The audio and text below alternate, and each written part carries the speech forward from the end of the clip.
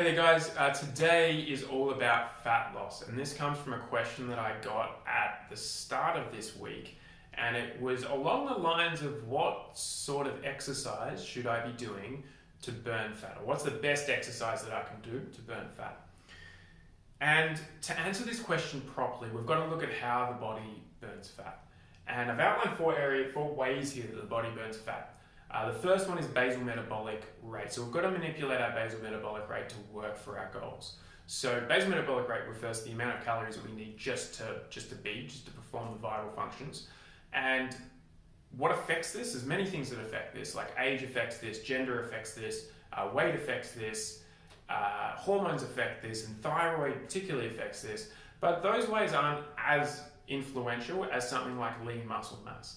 Lean muscle mass is very potent when it comes to improving our basal metabolic rate. So more reason to be eating protein and lifting weights.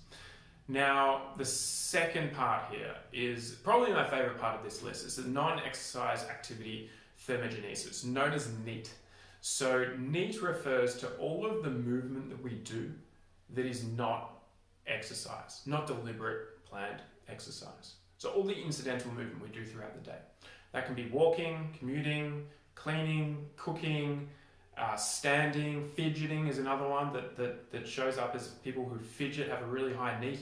And this is probably more important than your deliberate exercise itself. It's just moving throughout your day and bringing incidental movement into your lifestyle. The third one, this is the thermic effect of food. And the thermic effect of food, this is all about the metabolic effect that food has on our body. Because when we eat food, there's metabolic processes that increase our metabolic rate.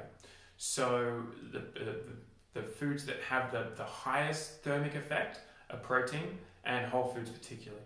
So whole foods are great, anything from fruits, vegetables, nuts, seeds, herbs, meats, anything from that's considered a whole food.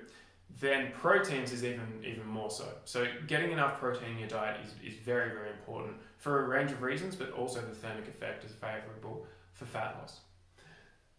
Now the third one down here is exercise. And this is really the crux of this little video, is that exercise doesn't have a massive effect on fat loss.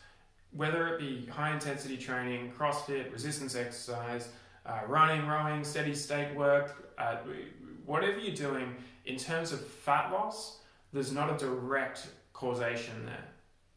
And this can be a little bit startling for some people, particularly if you've been slaving away at the gym, trying to burn calories, because there's just so many other things that are going to have a more significant effect when it comes to burning fat. So I personally think that this opens up a bigger and more important conversation, is that why should we exercise in the first place if it's not for fat loss? And I think the answer is we should be exercising to express ourselves physically. And this goes back to the original question, what exercise should you be doing? The exercise that you should be doing is the one that you enjoy, and the one that lights your spirit, and the one that gets you out of bed in the morning. That's the one you're more likely to stick to. You're probably going to find some friends out of it, and that's actually the one that's probably going to help you with fat loss.